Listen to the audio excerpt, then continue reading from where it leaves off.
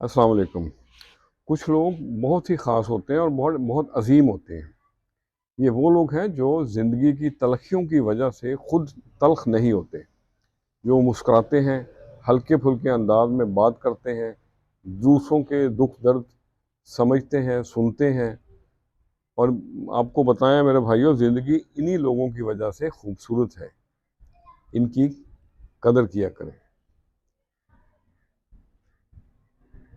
بہترین دن حاصل کرنے کے لیے کبھی کبھی بدترین دنوں کے ساتھ لڑنا پڑتا ہے۔ اور کیا آپ جانتے ہیں کہ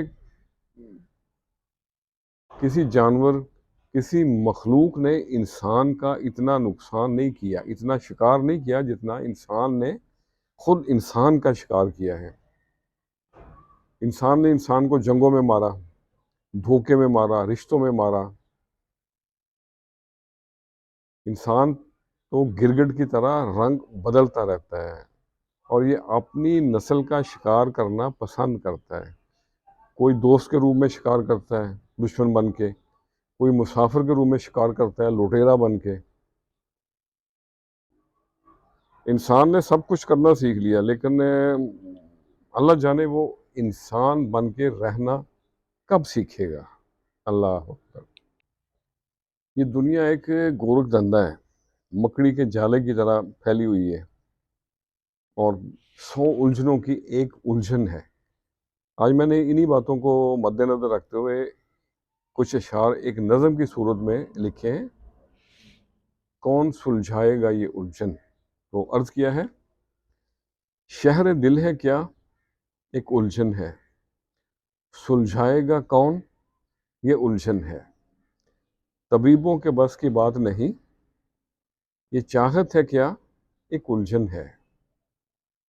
سمجھایا ناسے نے پیار کے ساتھ، سمجھایا ناسے نے پیار کے ساتھ، دنیا کی کشش بڑی الجھن ہے۔ وعدے رسم انتظار کے لمحے، وعدے رسم انتظار کے لمحے، گرداب ہے بھمر ہے سب الجھن ہے۔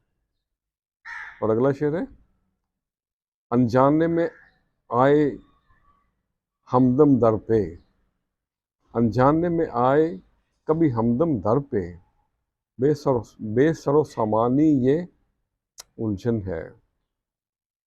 صدیوں کی تپسیا کہیں بن مانگے کرم، صدیوں کی تپسیا کہیں بن مانگے کرم، کھیل یہ کیسا قسمت کا الجھن ہے۔ شہر دل ہے کیا ایک الجھن ہے، سلجھائے گا کون بڑی الجھن ہے۔ تو آج کے لیے اتنا ہی۔ عبادتیں صرف جائے نماز پر، مصلی پہ، مسجد میں ہی نہیں ہوتی، بلکہ میٹھی زبان، شیریں لہجہ، شیریں گفتگو، دھیما لہجہ اور ہمدردانہ رویہ اختیار کرنا بھی عبادتوں میں شمار ہوتا ہے۔